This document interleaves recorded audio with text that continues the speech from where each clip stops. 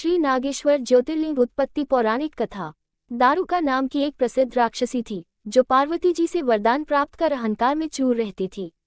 उसका पति दारुका महान बलशाली राक्षस था। उसने बहुत से राक्षसों को अपने साथ लेकर समाज में आतंक फैलाया हुआ था। वो यज्ञ आदि शुभ कर्मों को नष्ट करता हुआ संत महात्माओं का संहार करता था। वो प्रसिद्ध धर्मनाशक राक्षस था। पश्चिम समुद्र के किनारे सभी प्रकार की संपदाओं से भरपूर 16 योजन विस्तार पर उसका एक वन था जिसमें वह निवास करता था।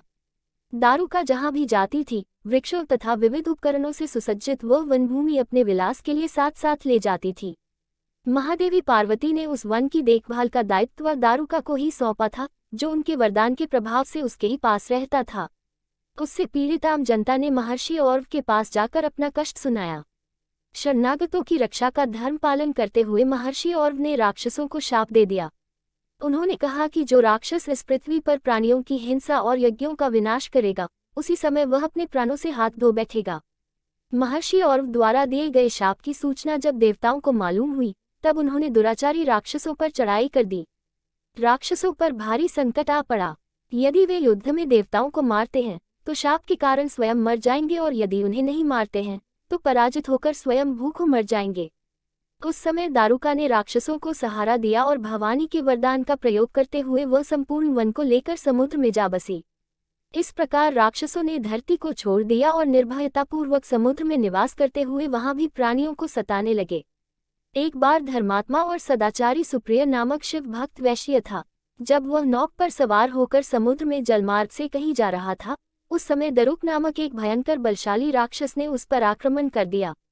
राक्षस दारुक ने सभी लोगों सहित सुप्रिय का अपहरण कर लिया और अपनी पुरी में ले जाकर उसे बंदी बना लिया। चूंकि सुप्रिय शिव जी का अनन्य भक्त थे, इसलिए वह हमेशा शिवजी की आराधना में तन्मय से लगे रहते थे। कारागार में भी उनकी आराधना बंद नहीं हुई और उन्होंने अपने अन्य साथियों को भी शिवजी की आराधना के प्रति जागरूक कर दिया। वे सभी शिवभक्त बन गए। कारागार में शिवभक्ति का ही बोलबाला हो गया। जब इसकी सूचना राक्षस दारुक को मिली तो वह क्रोध में उबल उठा। उसने देखा कि कारागार में सुप्रिय ध्यान लगाए बैठा है, तो उसे डांटते हुए बोला, वैश्य, तू आंखें बंद करके मेरे विरुद्ध कौन सा षड्यंत्र रच रहा है। वह जोर जोर से चिल्लाता हुआ धमका रहा था। इसका उस पर कुछ भी प्रभाव न पड़ा। किया घमंडी राक्षस दारुक ने अपने अनुचरों को आदेश दिया कि इस शिव भक्त को मार डालो। अपनी हत्या के भय से भी सुप्रिय डरे नहीं और वह भयहारी संकटमोचक भगवान शिव को पुकारने में ही लगे रहे। देव, आप ही हमारे सर्वस्व हैं, आप ही मेरे जीवन और प्राण हैं। इस प्रकार सुप्रिय वैश्य की प्रार्थना को सुनकर भगवान शिव एक बिल से प्रकट हो गए। उनके साथ ही 4 दरवाजों का एक सुंदर मंदिर प्रकट हुआ। उस मंदिर के मध्य भाग में गर्भगृह में एक दिव्य ज्योतिर्लिंग प्रकाशित हो रहा था तथा शिव परिवार के सभी सदस्य भी उसके साथ विद्यमान थे। वैश्य सुप्रिय ने शिव परिवार सहित उस ज्योतिर्लिंग का दर्शन और पूजन किया।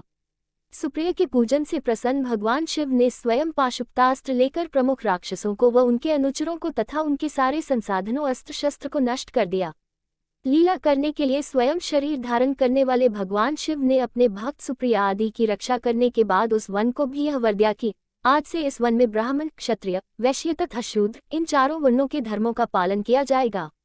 इस वन में शिव धर्म के प्रचारक श्रेष्ठ ऋषि मुनि निवास करेंगे और यहाँ तामसिक दुष्ट राक्षसों के लिए कोई स्थान न होगा। राक्षसों पर आए इसी भारी संकट को देखकर राक्षसी दारुका ने दीन भाव से देवी पार्वती की स्तुति की। उसकी प्रार्थना से प्रसन्न माता पार्वती ने पूछा, बताओ, मैं तेरा कौन सा प्रिय कार्य करूं। दारुका ने कहा, माँ, आप मेरे कुल की रक्षा करें। पार्वती ने उसके कुल की रक्षा का आश्वासन देते हुए भगवान शिव से कहा, नाथ, आपकी कही हुई बात इस युग के अंत में सत्य होगी, तब तक ये तामसिक सृष्टि भी चलती रहे, ऐसा मेरा विचार है। माता पार्वती शिव से आग्रह करती हुई बोली कि मैं भी आपके आश्रय में रहने वाली हूँ, आपकी ही हूँ, इसलिए मेरे द्वारा दिए गए वचन को भी आप प्रमाणित करें। ये राक्षसी दारुका राक्षसियों में बलिष्ठ, मेरी ही शक्ति तथा देवी है, इसलिए ये राक्षसों के राज्य का शासन करेगी। ये राक्षसों की पत्नियां अपने राक्षस पुत्रों को पैदा करेगी, जो मिलजुल कर इस वन में निवास करेंगे, ऐसा मेरा विचार है। माता पार्वती के उक्त प्रकार के आग्रह को सुनकर भगवान शिव ने उनसे कहा, प्रिय, तुम मेरी भी बात सुनो।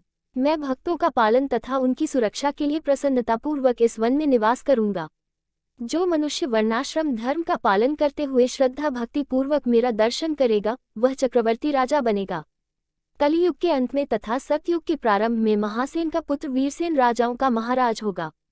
वह मेरा परम भक्त तथा बड़ा पराक्रमी होगा।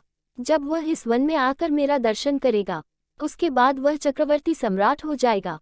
तत्पश्चात बड़ी बड़ी लीलाएं करने वाले शिव दंपति ने आपस में हास्य विलास की बातें की और वहीं पर स्थित हो गए। इस प्रकार शिव भक्तों के प्रिय ज्योतिर्लिंग स्वरूप भगवान शिव नागेश्वर कहलाए और पार्वती देवी भी नागेश्वरी के नाम से विख्यात हुई। इस प्रकार शिव ज्योतिर्लिंग के रूप में प्रकट हुए हैं जो तीनों लोकों की कामनाओं को पूर्ण करने वाले हैं। नागेश्वर ज्योतिर्लिंग के दर्शन करने के बाद जो मनुष्य उसकी उत्पत्ति और महात्म्य संबंधी कथा को सुनता है वह समस्त पापों से मुक्त हो जाता है तथा संपूर्ण भौतिक और आध्यात्मिक सुखों को प्राप्त करता है। जो इस कथा को पढ़ता व सुनता है भोलेनाथ उसके सभी मनोरथ पूर्ण करते। जय भोलेनाथ।